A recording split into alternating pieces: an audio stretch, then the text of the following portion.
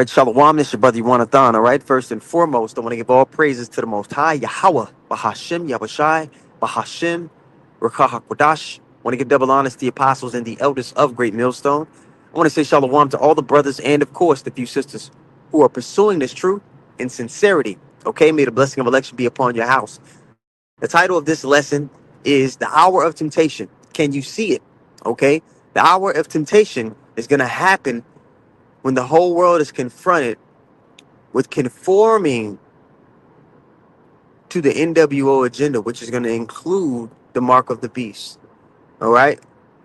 Which is a physical incision in your flesh for you to function in society, okay?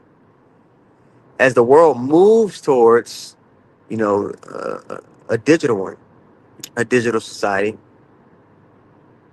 it's becoming clearer and clearer, along with prophecy and the things that are happening in the world, that, oh, snap, this is our time, and it's getting ready to happen to us. And the question then becomes for the believers, well, how do we prepare? Okay, but first I just want to mention, all the brothers have been going into it. You had King Charles, who announced, that they're switching over to, the whole digital ID system.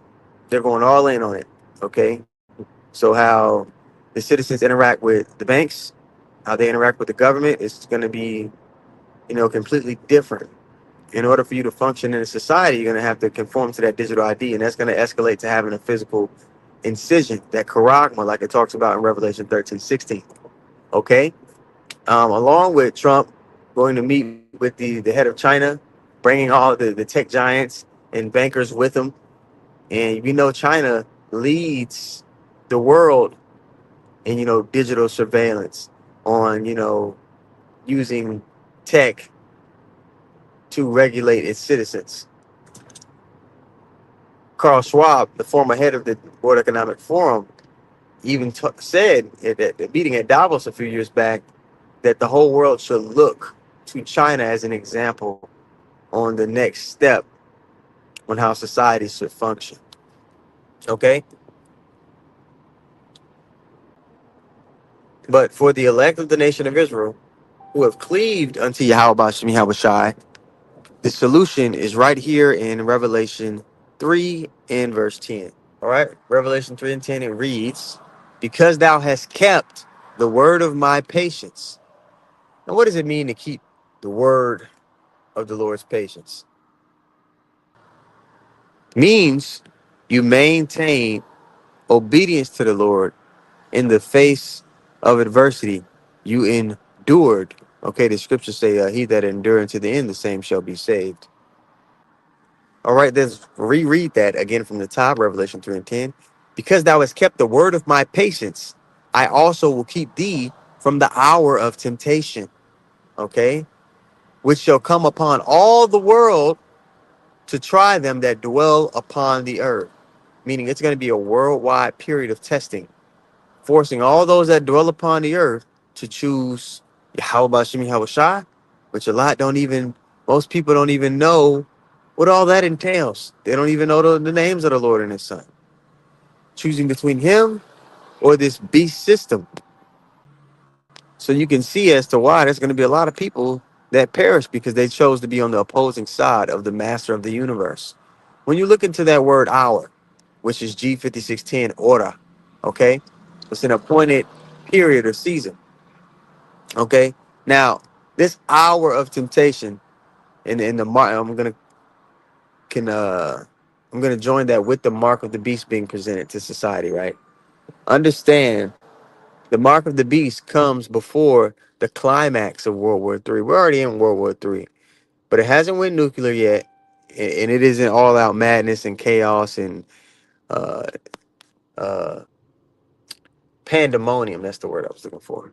Okay, the mark of the beast is going to happen before the climax of World War III, and you know that because for this system to be internationally pushed, and countries still have to be able to trade with one another and do business, there has to be some form of, you know, uh,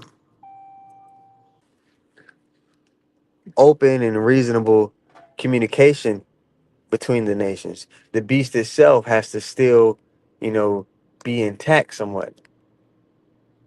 Okay, for this to be issued out internationally, worldwide.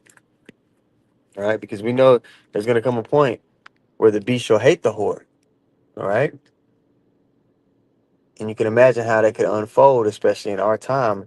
The way warfare is fought is a little bit different than how it was in ancient times. It's still going to be, you know, men fighting and things, you know, attacks, physical attacks and things like that. But like it talks about in Isaiah 9 and 5, this last war is going to be fought different. It's going to be fought with missiles.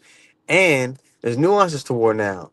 People, you know, they sanction each other. They try to, uh, you know, choke another nation out economically,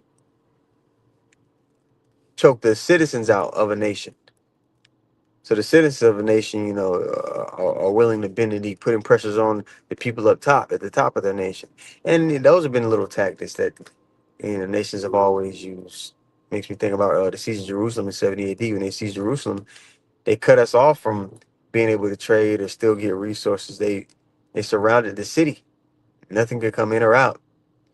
All right. But when you look up that word temptation, let's go to G3986. For the Samos, it's a trial and a testing, and that testing is going to come again upon all of the inhabited world. When you look up the word for world here, it's going to be oikomene, G3625, meaning the whole inhabited earth. And just a little nugget for those who are new, there's three words for the word world in the Bible. You have oikomene, the whole inhabitant world, okay? Then you have cosmos, which is a specific arrangement of people or things, like you have the music world, the sports world, or the world of Israel, right? That's the word for world that's used in John 3:16 that Christians like to bring up. It's not oikomene there, it's cosmos. Okay, then you have aeon or eon, which is an age. All right. So when you read 2nd Ezra 6 and 9, it says for Esau is the end of the world. It's not talking the end of the actual physical earth, because like it talks about in Ecclesiastes, the earth about it forever. But it's talking about the end of an age. We're coming to the end of the age where other nations are ruling and dominating the earth. There's an everlasting age that's about to, you know, give birth, which is going to be the age where the kingdom of heaven is ruled by the family that has the covenant with Yahweh Shem Yahushua. And they're going to be made immortal, and it's going to be a righteous rulership and government.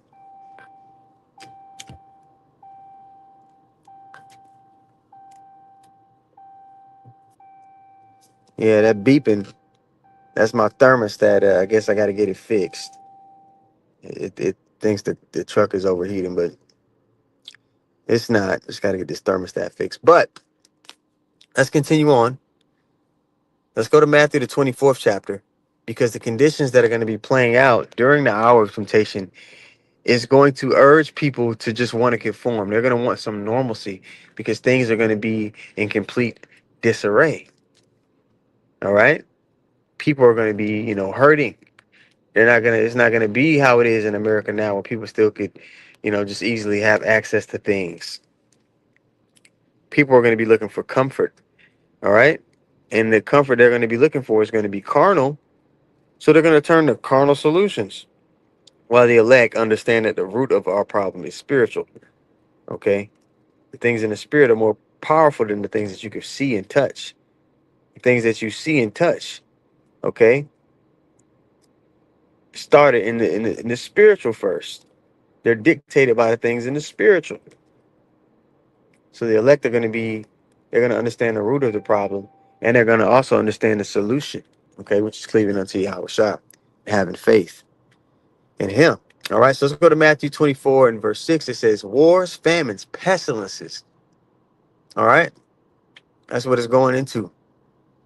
Those are going to be the beginning of sorrows. Let me pull it up here. All right, so this is Matthew 24 and 6. It says, and ye shall hear of wars. Okay, we're hearing of the wars. Okay, and ye shall hear of wars and rumors of wars.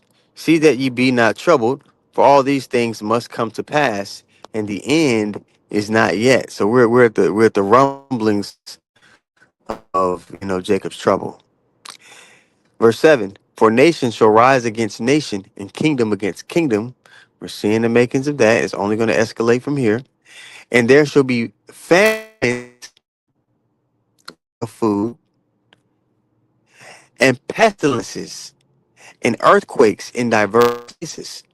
Now, I've seen a documentary where I forgot, the guy was a CIA agent. I think he was, but he said it usually takes about 2 weeks um, for some of these second or third world countries to go without food, and people here and there within that society will start resulting to cannibalism. 2 weeks people don't have food and water. Those are resulting to